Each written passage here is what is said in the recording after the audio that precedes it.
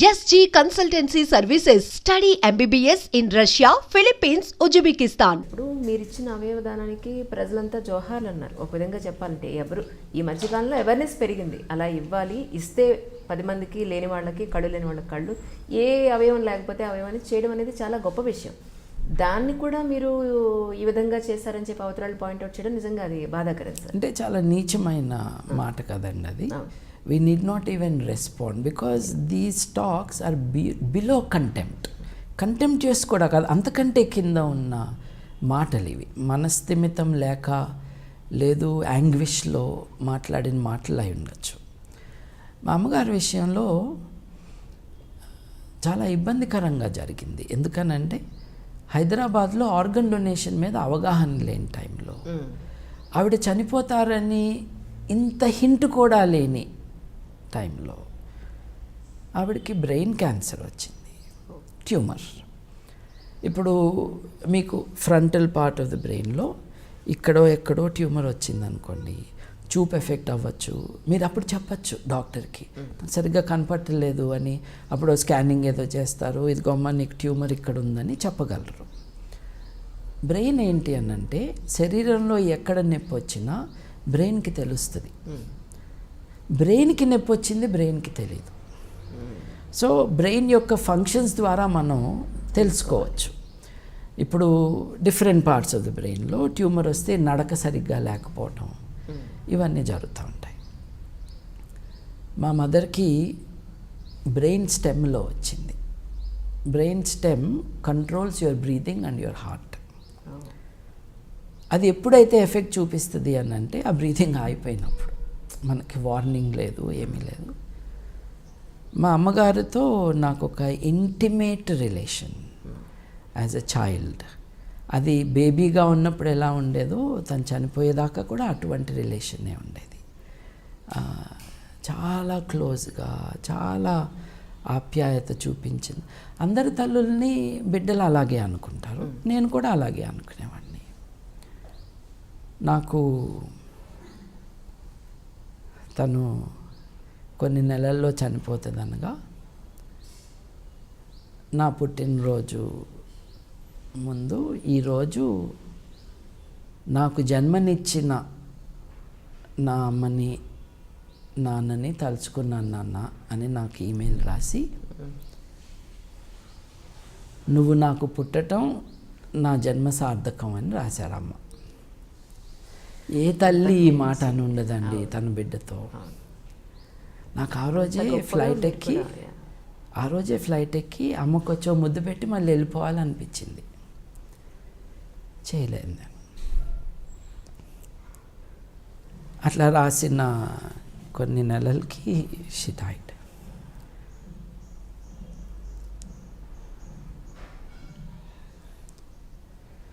మనకి జన్మనిచ్చిన తల్లి వేరే వాళ్ళకి ప్రాణం కూడా ఉన్నారంటే మీరు ఎంత గొప్పగా లేకపోతే ఆ తల్లి అంత హ్యాపీగా ఫీల్ అవుతుంది చెప్పండి. అందరి తల్లులు అలాగే అనుకుంటారండి బిడ్డల్ని. నా తల్లి నా మీద అటువంటి ప్రేమ, ఎఫెక్షను అది. సో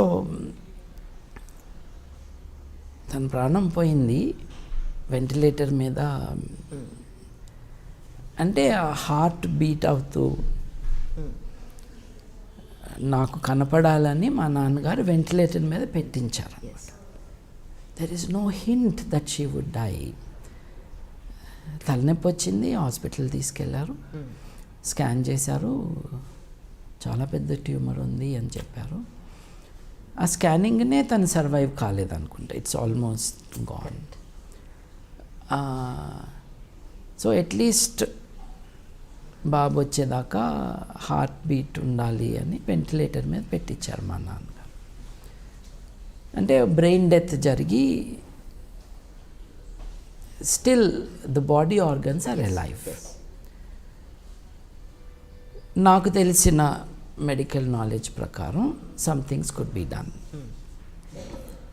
ఇది యాక్చువల్లీ నేను టీచర్గా, ఫ్రెంచ్ టీచర్గా స్టార్ట్ చేసిన మొదటి 2 సంవత్సరాల్లో చైతన్య అని ఒక స్టూడెంట్ నా క్లాసులో ఉన్నాడు. తను ఇంటర్మీడియట్ చదువుతున్నాడు, నేను డిగ్రీలో ఉన్నాను. నేను ఐ స్టార్టెడ్ టీచింగ్ అర్లీ. పాపం చైతన్య నా క్లాస్ తర్వాత బైక్ మీద వెళ్తూ లారీ కింద పడి చనిపోయాడు. అయ్యో. చైతన్య చనిపోయినట్టు నాకే వివరం అందించారు. ఓకే. ఆ బాడీ ఎక్కడుంది ఏంటో కనుక్కొని ఆ తల్లిదండ్రులతో మాట్లాడటానికి వెళ్ళి ఉస్మానియా మార్చరీలో ఉండి వాళ్ళతో నేను ఇంటికి వచ్చి నేను ఇలా జరిగింది అని మా అమ్మగారితో నాన్నగారితో చెప్తున్నాను. నాన్నగారు రైతు కాబట్టి మధ్యాహ్నం టైంకి ఇంటికి వచ్చేవాళ్ళు. మేము కలిసే భోంచేసేవాళ్ళం, అమ్మ నేను నాన్నగారు. ఇలా గనక నాకు జరిగితే నా ఆర్గన్స్ని మీరు ఎవరికైనా ఇవ్వాలి అని నేను నా తల్లిదండ్రులతో అన్నాను. ఎప్పుడూ చేయని మా నాన్నగారు చివుక్కున లేచి భోజనం మానేసి వెళ్ళిపోయారు. నా బిడ్డ తన చావు గురించి నా ముందు చెబుతున్నాడు అన్న బాధతో. అయితే నేను అమ్మతో అన్నా, నువ్వేమంటావమ్మా అంటే, కరెక్ట్ అమ్మా నువ్వు చెప్పింది అన్నారు అమ్మ. అంటే అమ్మ నాకు ఆ రోజు పర్మిషన్ ఇచ్చినట్టు. కాబట్టి నేను మా అమ్మగారి సిస్టర్ అండ్ బ్రదర్స్ ఇద్దరితో ఫోన్లో మాట్లాడి పర్సనల్గా, బ్రదర్ అండ్ సిస్టర్ పర్సనల్గా మాట్లాడి ఇట్లా చేద్దాం అనుకుంటున్నాను అంటే, మా మేనమామ గారు చాలా బ్యాడ్గా రియాక్ట్ అయ్యారు. ఫస్ట్ నాతో కాదు, మా నాన్నగారితో. కానీ ఆ వెంటిలేటర్ మీద దాదాపు 1.5 days ఉన్నారు. ఎందుకున్నారు అని అంటే, ఈ బాడీని ఎవరు యాక్సెప్ట్ చేస్తారో అర్థం కావట్లా. Osmania university, Gandhi hospital, Osmania hospital, Gandhi hospital, వీళ్ళెవరూ ఎస్ అంటలేదు. వాళ్ళకి తెలీదు ఏం చేయాలో. నా డాక్టర్ ఫ్రెండ్స్, మరి నేను మెడిసిన్ చేద్దాం అనుకుని కదా ట్రై చేసింది. నా ఫ్రెండ్స్ చాలామంది డాక్టర్లు అయ్యారు కదా, వాళ్ళు వచ్చి నా తరపున ఫోన్లు చేసి ఇట్స్ నాట్ మూవింగ్ ఫార్వర్డ్. తర్వాత కిమ్స్ వాళ్ళు ఎస్ అన్నారు. ఈ ప్రాసెస్కి 1.5 days పట్టింది. ఈ రోజున్నరలో మా మేనమామ గారు కూడా హీ కేమ్ రౌండ్. అరే నువ్వు ఒక ఫౌండేషన్ పెడితే నేను కూడా దానికి బోర్డులో ఉంటాను రా అని అన్నారనమాట. ఈ 1.5 days ఎక్స్ప్లెయినింగ్ ద డెసిషన్. నేను చెప్పాను, నా తల్లి నేనే చేస్తాను, కానీ మీరందరూ కూడా ఇది కరెక్ట్ అని అనుకోవాలి. దట్ ఈస్ మై, మా నాన్నగారు నేను నిర్ణయించుకున్నాం ఇది. అలా నాకేం చెప్పారంటే, లివర్ ట్రాన్స్ప్లాంట్ అన్నది ఇక్కడ చేయలేము, బెంగళూరులో అయితే చేస్తారు. ఇంకొక ప్రాణాన్ని కాపాడొచ్చు కదా. సో నేను బెంగళూరుకి బాడీని నేనే తీసుకెళ్తాను, ఫ్లైట్ బుక్ చేసి బెంగళూరులో చేయిద్దాము అన్నాను. నాకు అప్పుడు ఏం చెప్పారంటే, చాలా ప్రికేరియస్ కండిషన్లో ఉంది. దాని అర్థం ఏమిటి అని అంటే, ఇంత వెంటిలేటరు ఇంత ఉన్నా కూడా the body may stop that little sign of life, then no organ can be donated. అది మొత్తానికి. సో ఐ సెడ్ ఓకే, ఇక్కడే చేయండి అని. సో ఎల్వి ప్రసాద్ నుంచి వచ్చి కార్నియా చాలామంది చేస్తారు. ఇన్ఫ్యాక్ట్ మా నాన్నమ్మ గారు, నేను మా నాన్నమ్మ గారిని అమ్మమ్మ అనేవాడిని, ఎందుకంటే నా కజిన్స్కి ఆమె అమ్మమ్మ కాబట్టి. ఓకే. మా నాన్నమ్మ గారు చనిపోయినప్పుడు నా కజిన్ రంగనాథ్ అందరూ సాడ్గా ఉన్నప్పుడు, లేదు మనము కార్నియా డొనేట్ చేయాలన్నా అని చెప్పి లయన్స్ క్లబ్ వాళ్ళని కాంటాక్ట్ చేసి నిజామాబాద్ డిస్ట్రిక్ట్లో మారుమూల గ్రామానికి కూడా లయన్స్ క్లబ్ వచ్చేటట్టు వాడు చేసి he made it possible to give eyesight to 2 people. Okay. అంతమందికి ఒకసారి కుటుంబంలో లెక్కలు వేశారు. మా నాన్నమ్మ గారు ఎంతమంది కుటుంబం బయట వాళ్ళకి భోజనం పెట్టారు అని. ఎందుకంటే రోజు 15-20 మంది వారాల పిల్లలు రావటం రోజు. అంటే వారానికి ఒకసారి ఒకళ్ళు వస్తారు, కానీ ప్రతిరోజు ఎవరో వస్తారు. అట్లా 3 లక్షలు ఎంతో మందికి పెట్టారు అని ఒక లెక్కలు వేసుకున్నారు. మా నాన్నమ్మ గారి గురించి అలా ఉండేది, పెద్ద సంస్థానం నడిచేది. ఆవిడ కళ్ళు ఇద్దరికి చూపివ్వటం అన్నది కూడా చాలా గొప్ప విషయం. కాబట్టి అది చేయించాడు, నా కజిన్ చేయించాడు, తను దగ్గరలో ఉన్నాడు, తను చేయించాడు. మా అమ్మగారి కళ్ళు కూడా అలా ఇవ్వటం, కిడ్నీ ట్రాన్స్ప్లాంట్ కూడా జరిగింది. డాక్టర్ గారు నేను అడిగిన ప్రశ్న ఒకటే, is there any financial transaction here అని. కిడ్నీలు అమ్ముకుంటున్నారుగా అంటే ఆయన డాక్టర్ గారు నన్ను దగ్గర తీసుకుని దాదాపు కావలించుకున్నంత పని చేసి, నేను కూడా నా ఫీజు తీసుకోవట్లేదండి మీరు చేస్తున్న దానికి, మా మెడికల్ రిజిస్టర్లో బ్లడ్ గ్రూప్ మ్యాచ్ అయ్యి బెస్ట్ ఛాన్స్ ఆఫ్ ట్రాన్స్ప్లాంట్ ఎవరికి ఉంటుందో అని మేము ఇద్దరిని అనుకున్నాము అని అన్నారు. ఇట్ సో హ్యాపెన్స్ ఒకరు హిందూ ఒకరు Muslim, but blood group decided, not their religion. Blood group main match అవ్వాల్సిందే అది. అదే అప్పుడు హాస్పిటల్ వాళ్ళు ఒక పెద్ద ప్రెస్ కాన్ఫరెన్స్, మీడియా కాన్ఫరెన్స్ పెట్టి ఆ ఇద్దరు సర్వైవర్స్ని నా పక్కనో దగ్గర కూర్చోబెట్టి డాక్టర్లు వచ్చి ఈ ఆర్గన్ ట్రాన్స్ప్లాంట్ అన్నది చేయాలి అని చెప్పారు. విచారకరమైన విషయం ఏంటంటే, నేను అప్పుడు ఇక్కడున్న వాళ్ళల్లో డాక్టర్లలో ఎవరు తమ డెత్ తర్వాత అవకాశం మెడికలీ కరెక్ట్ అయితే బాడీ ఆర్గన్ డొనేషన్ చేస్తారు అని, అంతమంది డాక్టర్లలో ఇద్దరే మేము చేస్తామని. డాక్టర్లు కూడా చేయటానికి సన్నద్ధంగా లేరు. So that is culturally how we are. మా నాన్నగారు ఇటీవలే చనిపోయారు 1.5 years బ్యాక్. ఆయన కేసులో ఓన్లీ కార్నియా వాజ్ పాసిబుల్.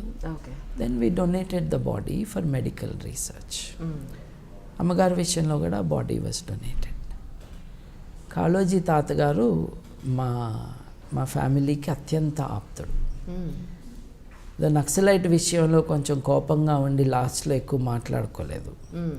ఆయన నక్సలైట్లు చేసిన హత్యలు తప్పు కాదని అన్నందుకు నేను మాటలు మానేశాను తాతగారితో.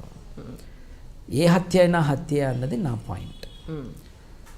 కాళోజీ గారు అమ్మ చనిపోయింది అని తెలిసి, నేనన్నా పోయి ఉంటే బాగుండేది, అమ్మాయి పోయింది అని ఏడ్చారట. మా అమ్మగారు అటువంటి ఎఫెక్షన్ ఇచ్చేవాళ్ళందరికీ. But that's the story of my mother. Organ donation అన్నది చనిపోయినా కూడా బతికే అవకాశం, అంటే బతికుండే అవకాశం. Not as a personal entity, but life is so wonderful, life is unique. Everybody's life is unique. So వాళ్ళకి మనం హెల్ప్ చేయగలిగితే బాగుంటుంది. అన్ని మతాల వాళ్ళు కూడా ఆర్గన్ డొనేషన్ చేయటం అన్నది ఒక గొప్ప ఉదాత్తమైన విషయం అని భావించే పరిస్థితికి వాళ్ళు వచ్చాయి. ఒకప్పుడు కార్నియా, కళ్ళు డొనేట్ అని అంటారు, యాక్చువల్లీ ఉల్లిపొర లాంటి కార్నియా మట్టుకే ఇచ్చేది, ఐబాల్ అంతా ఇవ్వరు. ఈ కార్నియా డొనేట్ చేస్తే వచ్చే జన్మలో మళ్ళీ కళ్ళు ఉండవేమో అని భయపడటము, ఇట్లాంటి అనుమానాలు, భయాలు మోడర్న్ ఏజ్లో తగ్గినాయి, పోలేదు కానీ తగ్గినాయి. ఎగ్జాంపుల్, ఇప్పుడు పిల్ల దేశం శ్రీలంక, ఎంతమంది ఉంటారన్న అక్కడ, మన దగ్గర 3 డిస్ట్రిక్ట్లు కలిపితే అంత ఉంటారు అక్కడ. అట్లాంటి శ్రీలంకలో ఇచ్చే కార్నియల్ గ్రాఫ్టింగ్కి ఇచ్చే డొనేషన్స్ మొత్తం భారతదేశం కంటే ఎక్కువ. ఇంత పెద్ద దేశం, కల్చరల్ ఇన్హిబిషన్స్ ఉన్నాయి. We should move it forward. అందరం కూడా ఆస్తులు ఎట్లా పంచాలి, నా తదనంతరం ఎలా ఉండాలి అని ఆలోచించుకుంటున్న వాళ్ళు ఇది కూడా వారి డెసిషన్గా ప్రకటించాలి. ఆఫ్ కోర్స్ చనిపోయిన వ్యక్తి he cannot implement his decision. So కుటుంబ సభ్యులతో మాట్లాడి వాళ్ళని కన్విన్స్ చేసి, ఇదేమీ రిలీజియస్గా కానీ ఇంకో రకంగా కానీ డ్యామేజింగ్ కాదు, మంటలో తగలబెడితే కాలిపోయే శరీరం, ఖననం చేస్తే కుళ్ళిపోయే శరీరం, దీనికి మనం ఇంకొక లైఫ్ ఇవ్వచ్చు. It can be, the body can be in a medical hospital, medical college hospital, and then it can be use to teach. మనలాంటి వాళ్ళ ఆరోగ్యాలు కాపాడటానికి డాక్టర్లు నేర్చుకోవడానికి ఇది ఉపయోగపడుతుంది. We can do it. Even my wife's grandmother, when she passed away recently, we were able to do it. ఆవిడ 90 ఏళ్ళు దాటి బతికారు. 90వ ఏట కూడా మనం ఈజీగా ఇవ్వగలిగింది కార్నియా. ఓకే. సో ఎవరైనా సరే వేరే వారికి కంటి చూపు ప్రసాదించవచ్చు వెళ్తూ it's a good thing to do. Exactly sir. మానవాళి కోసం చేయాలి. And I hope every one will do it. ఇది ఒక ఫ్యామిలీ ట్రెడిషన్గా ఎస్టాబ్లిష్ చేసుకోవాలి. Exactly sir. ఇంకొకటి అడగాలి మిమ్మల్ని, ఎందుకంటే మీరు ఒక మానవతావాది కాబట్టి, మానవవాది కాదు కాబట్టి, yes I correct myself, మానవవాది కాబట్టి నేను అడగాలి ఏంటంటే, ఈరోజు రాకెట్ లాంచర్ని కూడా ఒక ప్రయోగం చేయడానికి ముందు కానీ లేదంటే అంతరిక్షంలోకి ప్రవేశపెట్టాలి అంటే కనుక తిరుపతిలో వెళ్ళి అది అక్కడ పెట్టి దండం పెట్టుకుని వచ్చే పరిస్థితులు మనం చూస్తూ ఉన్నాం. మరి దీన్ని మీరు ఏ విధంగా విశ్లేషిస్తారు? అంటే విశ్లేషణకేమీ అవసరం కానీ అవకాశం కానీ లేదండి. We just observe the weaknesses in the minds of the scientist. వాళ్ళు చాలా కష్టపడి, మామూలు విషయం కాదండి. క్రికెట్ బాల్ కొడితే అది 50 అడుగులో 100 అడుగులో దూరం పడితే దాన్ని బౌండరీ అనేసి అందరు చప్పట్లు కొడతారు. అదే ప్రతిసారి కొట్టలేరు. అట్లాంటిది 3 లక్షల కిలోమీటర్ల దూరంలో లేకపోతే 10 కోట్ల కిలోమీటర్ల దూరంలో ఉన్న ఒక గ్రహానికి మనం ఒక ఉపగ్రహాన్ని పంపించడం అంటే ఇది ఎవరు చేసినా ఎప్పుడు చేసినా గొప్ప విషయమే. ఇంత పెద్ద టాస్క్ని మనం చేస్తున్నప్పుడు ఏమో ఏదైనా తప్పు జరుగుతుందేమో అని ఆ వీక్నెస్తో సైన్స్ పూర్తిగా లేని సైంటిస్టులు చేస్తున్నది. భారతదేశం యొక్క స్పేస్ ప్రోగ్రామ్ స్టార్ట్ చేసిన సైంటిస్టులు ఉన్నారు చూడండి, వాళ్ళు చేయలేదు ఇది. వాళ్ళు చేయకుండా కూడా ఆకాశంలోకి అంతరిక్షంలోకి శాటిలైట్స్ వెళ్ళినాయి. కొత్తగా ఉన్న బ్యాచ్ ఆఫ్ సైంటిస్ట్ ఎవరైతే ఉన్నారో, మాధవన్ నాయర్ గారు కానీ రాధాకృష్ణన్ గారు కానీ, వీళ్ళు చేస్తున్నది I don't think they service rules will even accept this. భారత ప్రభుత్వ సైంటిఫిక్ సలహాదారులు ఉన్నారు కదా, సిఎన్ఆర్ రావు గారు, భారతరత్న ఇచ్చారు వారికి. ఆయన పబ్లిక్గా చెప్పారు కదా సైంటిస్ట్ ఇలా చేయటం తప్పు అని. ఈ సైంటిస్టులు అందరికంటే పైన ఉన్న సైంటిస్ట్ గారే దిస్ ఈజ్ రాంగ్ అని చెప్పారు. అంటే ప్రైవేట్గా ఇంట్లో పూజ చేసుకోవడానికి అభ్యంతరం లేదు. ఒక సైంటిఫిక్ ఇన్స్టిట్యూషన్ని తీసుకుపోయి ఒక దేవుడి కాళ్ళ దగ్గర పెట్టడం అన్నది రాంగ్. ఎందుకంటే science does not require God. Science requires is formulas and theories and technologies and a method of verification. అదంతా పక్కన పెట్టి చేయటము వీళ్ళ వీక్నెస్ అని మనకు అర్థమవుతుంది. చైనా ఉందండి, చైనా అన్న దేశము ఈజ్ ఎన్ ఏథియిస్ట్ కంట్రీ. ఎస్, దేశం ఏథియిస్ట్గా ఉండటం ఏంటి తప్పు. దేశానికి దేవుడి పట్ల అభిప్రాయం ఏంటి? It's wrong. దేశం అన్నది it's a political entity. It is a community of people bound by laws and regulations and protected by constitution and so on and so forth. A common currency, common measurements. ఆ దేశానికి దేవుడు ఉన్నాడు లేడు అన్న విషయంతో సంబంధం లేదు. సౌదీ అరేబియా మా దేవుడినే నమ్మాలి అని ఈ దేశమంతా ఆ దేవుడి కోసమే ఉందని పాకిస్తాన్ అంటాము, బంగ్లాదేశ్ అంటాము, రాంగ్. బట్ అటువంటి తప్పే చైనా కూడా చేస్తుంది. చైనాకి ఆఫీషియల్ పాలసీ ఏథియిజం. ఆ విషయాన్ని పక్కన పెడితే నాస్తిక దేశం అయిన చైనా శాటిలైట్స్ని పంపిస్తుంది కదా, పూజ లేకుండానే పంపిస్తుంది కదా, వెళ్తున్నాయి. ఫ్రాన్స్ ఉంది, France is like secular country. France అయితే ఎటువంటి నాస్తికత్వం లేదు, ఆస్తికత్వం లేదు, న్యూట్రల్గా ఉండి అది కూడా వెళ్తుంది. మనకేం తెలుస్తుంది దీనివల్ల? పూజ చేసినా చేయకపోయినా అది అంతరిక్షంలోకి వెళ్తుంది అని. పూజ కారణంగా వెళ్తుందో లేదో తెలుసుకోవాలంటే రాకెట్కి ఫ్యూయల్ లేకుండా పూజ చేసి చూడాలి వెళ్తుందో లేదో. వెళ్ళదు కదా. సో ఇది మనుషుల యొక్క వీక్నెస్. నేను చాలా మంది కూడా ఇలాంటి విషయాలనే జరిగిందా మీకు? ఆయనకి మీకు వచ్చిన మధ్య కాన్ఫ్లిక్ట్ ఏమిటి? అంటే ఆయనకి నాకు అంటానికి ఆయన పరిచయం లేదండి. ఆయన తీసిన సినిమా ఏది నేను ఇప్పటిదాకా చూడలేదు కూడా. So we are not connected in any real way. కాకపోతే బాహుబలి బిల్డప్ ఏదైతే జరిగిందో అప్పుడు ఒక జర్నలిస్టు ఇంగ్లీష్లో sir are you an atheist అంటే ఎస్ ఐఎమ్ ఎన్ ఏథిస్ట్ ఆయన అంటాము. అది 2-3 సార్లు చూడటము ఇంట్రెస్టింగ్ అనుకున్నాను. Nothing more. ఒక వ్యక్తి నేను నాస్తికుడినంటే ఈయన మనవాడే అని నేను కావిలించుకునే మతతత్వపు భావన నాకు లేవు. అది మతంలో ఉంటుంది. ఈయన నా కులం అనో, ఈయన నా మతం అనో, నా నాస్తికుడనో. అందరూ డిఫరెంట్ కన్క్లూజన్స్ ఇన్ లైఫ్.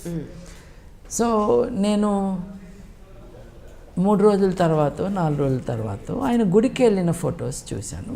ఫొటోసే కాకుండా వీడియో క్లిప్పింగ్ కూడా ఎవరో పంపించారు. నాకు కొంచెం చిరాకేసి, ఆయన గుడికి వెళ్ళినందుకు చిరాకేలా, అది ఆయన హక్కు. ఆయన గర్వ్ సే కహో హమ్ హిందూ హై అని ఆయన అంటే నాకేం అభ్యంతరం లేదు. నాకు ఎట్లా ఉంటుంది అభ్యంతరం? నేను ఎవరిని అభ్యంతరం పెట్టడానికి? It is his freedom of worship and religion and belief and so on. నాకు చిరాకు ఎందుకు వేసిందంటే, నువ్వు 3 రోజుల క్రితం నాస్తికుడిని అన్నావు అని, అంటే నాలాంటి వాళ్ళని బద్నాం చేస్తున్నావు నువ్వు అని. ఇప్పుడు రేపు నన్ను అంటారుగా, నువ్వు నాస్తికుడిని అంటున్నావు, నువ్వు గుడికి వెళ్తావా అని అడుగుతారు. అందుకని నాకు అబ్జెక్షన్ అనమాట. Okay. So you be true to the definition of the word. నేనున్నాను, నిజానికి నేను గుడికి వెళ్తాను, ప్రార్థనకు కాదు. ఆ గుడిలో సౌందర్యాన్ని చూడటానికి, శిల్పకళా సౌందర్యాన్ని. నేను తిరిగినన్ని మసీదులు, చర్చిలు, గుళ్ళు, దేవుడి మీద నమ్మకం ఉన్న వాళ్ళు కూడా తిరిగి ఉండకపోవచ్చు. నేను నిజంగా ఎగ్జాజరేషన్ కాదు. ఎక్కడైనా ఒక ఏన్షియంట్ స్ట్రక్చర్, మాన్యుమెంట్, ఆర్ట్ అది ఉంటే నేను వెళ్తాను చూడటానికి, ఆస్వాదించటానికి, అబ్బురపడటానికి. See, religious belief and other beliefs have had such power on human creativity and skill that it developed these marvelous examples of what the human is capable of. ఇదంతా మన వారసత్వమే. So we must celebrate it. కొబ్బరికాయ కొట్టను, పూజ చేయననే తప్పిస్తే ఎక్కడైనా హిందువులకు మాత్రమే ప్రవేశం అంటే నేను లోపలికి వెళ్ళను. I remain out side. I'm a visitor, I'm a guest. Okay. ఎంతవరకు ఆ రూల్ పర్మిట్ చేస్తుందో అంతవరకు వెళ్ళటానికి నాకు కుతూహలం, ఉత్సాహం ఉంది. ఇప్పుడు సోమనాథ్ దేవాలయం దగ్గర నుంచి అన్ని దేవాలయాలకి నేను వెళ్ళాను. సార్, అయ్యప్ప స్వామి దేవాలయానికి వచ్చి ఒకానొకప్పుడు, అంటే ఈ మీడియా ఇంత ప్రోపగండా చెయ్యని రోజుల్లో, ఒక 20 ఏళ్ల క్రితం మాట, నిజంగానే అయ్యప్ప స్వామి ఆ జ్యోతి అలా ఆకాశంలో ఎవరూ పంపించకుండా దానంతటా అదే వస్తుందని ఒక గుడ్డి నమ్మకం అనండి, లేదంటే అలా ప్రచారం జరిగిందనండి. చాలామంది ఆ జ్యోతి చూడడానికే వెళ్ళేవారు. కరెక్ట్గా చెప్పాలి, అది జ్యోతి అందరికీ కనిపించదు, అది కొంతమందికి కనిపిస్తుంది, నియమనిష్ఠులతో వాళ్ళకి కనపడుతుందని కూడా చెప్తూ ఉండేవాళ్ళు. తర్వాత ఇది మనుషులు పెట్టేదే, ఈ మూల నుంచి ఆ మూలకి పంపించేది మనిషి ద్వారానే ఆ జ్యోతి అలా వెలుగుతుంది, ఒక మనిషే పంపిస్తాడు, మనిషే తీసేస్తాడనే విషయం తర్వాత తెలిసింది. ఈ విషయంలో నిజంగానే మనిషి పంపిస్తారంటే ఇందులో మీ వాదన ఏంటి? ఇందులో యాక్చువల్లీ ఈ గుడితో ఒకటి కంప్లీట్ చేసేద్దామండి. ఇప్పుడు నేను గుడికి వెళ్తాను, నేను అదే అంటున్నాను. I go there to admire what is there. Rajamouli garu చొక్కా తీసేసి వస్త్రం కప్పుకుని లాంఛనాలతో గుడిలోకి వెళ్ళారు, అంటే ప్రార్థన చేయటానికి వెళ్ళారు. అలాంటప్పుడు నాస్తికుడిని అని చెప్పుకోవద్దు అని నేను అంటున్నాను. ఎందుకు అని అంటే మాలాంటి వాళ్ళకి అపవాదం వస్తుంది. ఇప్పుడు మేము వెళ్ళాం కదా, ప్రార్థన చేయటానికి వెళ్ళాం కదా. ఇప్పుడు నేను వాస్తుని నమ్మను, మీరెవరు చూడనప్పుడు నేను వాస్తు పండితుడికి డబ్బులు ఇచ్చి నేను చేస్తే నేను అన్నదానికి వాల్యూ ఉండదు కదా. అట్లానే ఇది బాగాలేదు, ఇది పద్ధతి కాదు అని చెప్పటం అనమాట. Beyond that nothing else. ఆయన అయన్ ర్యాండ్ ఫాలోవర్ని, I'm very influence by her అని కూడా అన్నారు. మరి అయన్ ర్యాండ్ ఏమో స్ట్రాంగ్ ఎథీస్ట్. ఆవిడ సోషల్ ఫిలాసఫీ ఏమైనా కావచ్చు, షీఈ్ ఎ స్ట్రాంగ్ ఎథీస్ట్. మరి నేను ఎథీస్ట్ అంటున్నారు, అలాగే అయన్ ర్యాండ్ ఈజ్ ఇన్ఫ్లుయెన్షియల్ అని అంటున్నారు. మరి మీరు ఇలా చేయటం బాగాలేదు అన్నది నా పేచీ అంటే. ఆయన ఎవరో నాకు తెలియదు, నేను చెప్తున్నా ఆయన వింటాడో కూడా తెలియదు, ఆయన దాకా వెళ్ళేది అవకాశం కూడా ఉండకపోవచ్చు. But this is my stance. ఆయనకి చెప్పట్లా, పబ్లిక్కి చెప్తున్నా. నేను అటువంటి నాస్తికుడిని కాదు. నేను గుడికి వెళ్తే మీకు ఎప్పుడైనా నేను కనిపిస్తే నేను పూజ చేయటానికి కాదు అక్కడికి వెళ్ళింది అని, ఆ మాట చెప్పటానికి. కాకపోతే అయ్యప్ప స్వామి విషయంలో ఆల్రెడీ మీడియా అంతా చూపించేసింది కదా, సో కొత్తగా మనం చెప్పేది ఏం లేదు. సో ఒరిజినల్గా మనిషి ప్రవేశపెట్టేది అది దీపం అనేది, అంతేనండి. అంతే కదా అంతే కదా. అంతే కదా, రెండింటిని చూడటానికి వెళ్తారు. ఒకటేమో ఎలక్ట్రిసిటీ డిపార్ట్మెంటు వెలిగించే ఇది, ఎలక్ట్రిసిటీ డిపార్ట్మెంట్ ఇలా చేస్తుంది అని చీఫ్ మినిస్టర్ గారు అసెంబ్లీలో చెప్పారు. కొత్తగా నేను చెప్పేది ఏంటి? అవునండి, అవును. So that is done. రెండో వెలుగు ఏదైతే ఉందో నక్షత్రం. నక్షత్రం అన్నది ఎక్కడి నుంచే నాకు అనిపిస్తుంది. మీరు కేరళ వెళ్ళక్కర్లా ఆ నక్షత్రం. ఎలక్ట్రిసిటీ డిపార్ట్మెంట్ పెట్టే మంట చూడటానికి అక్కడికి వెళ్ళాలి. కానీ రెండో వెలుగు ఏదైతే ఉందో అది నక్షత్రం. నక్షత్రం యొక్క గొప్పతనం ఏంటంటే భూమి మీద ఎక్కడి నుంచి చూసినా కనిపిస్తుంది, ఎటు చూడాలో తెలవాలంతే. బట్ నమ్మకం ఉన్న వాళ్ళు వెళ్తారు. The general discussion about Ayyappa temple, Ayyappa temples చాలా ఉన్నాయి. ఈ ఒక్క టెంపుల్కి ఆడవాళ్ళని రానియట్లేదు. మిగతా అయ్యప్ప స్వామి టెంపుల్స్కి ఆడవాళ్ళు వెళ్తున్నారు, రాణిస్తున్నారంటారా? Yeah for always. So point to note here is Shani Shingnapur ఆలయం లాగానే అన్ని హిందూ దేవాలయాలు ఆడవాళ్ళకి నిషేధం లేదండి, కొన్ని దేవాలయాల్లోనే ఉంది. ఈ నిర్ణయం టెంపుల్ బోర్డు తీసుకుంటున్న నిర్ణయం. ఓకే. సో టెంపుల్ బోర్డులో మగవాళ్ళే ఉన్నారు కాబట్టి ఇటువంటి నిర్ణయం తీసుకుంటున్నారు. వేరే అయ్యప్ప స్వామి టెంపుల్కి ఆడవాళ్ళని రాణిస్తున్నారు కేరళలోనే. అట్లాగే వేరే హిందూ టెంపుల్స్కి రాణిస్తారు. మీరు తిరుపతి వెళ్తే రాణిస్తారు కదా. సో అక్కడికి దేవుణ్ణి చూసుకోవటానికి నన్ను రానిచ్చినప్పుడు ఇక్కడ ఎందుకు ఆపుతున్నారు అనే కదా దేశాయి గారు లేడీ, ఆవిడ ఫుల్ పేరు మర్చిపోయాను నేను, ఆవిడ యాజిటేషన్ అంతా అంతే కదా. నేను హిందువుని, ఈ దేవుడు నా దేవుడు, నన్ను వెళ్ళనివ్వండి, ఆవిడ అడిగింది అది. డిస్క్రిమినేషన్ అన్నది సమాజంలో వైడ్ స్ప్రెడ్గా ఉంది. టెంపుల్లో కూడా దాన్ని తీసుకురావటాన్ని ఆపాలి. ఆపిన మేరకు ఆ మతం మానవీకరణ చెందుతుంది. It becomes more human. ఇప్పుడు పాత discriminatory, exploitatory social structure, systems, values నుంచి మనం పైకి వెళ్తే పాత అన్ఎగ్జామిన్డ్ క్లెయిమ్స్ ఆఫ్ నాలెడ్జ్ నుండి examined and verified body of knowledge వైపుకు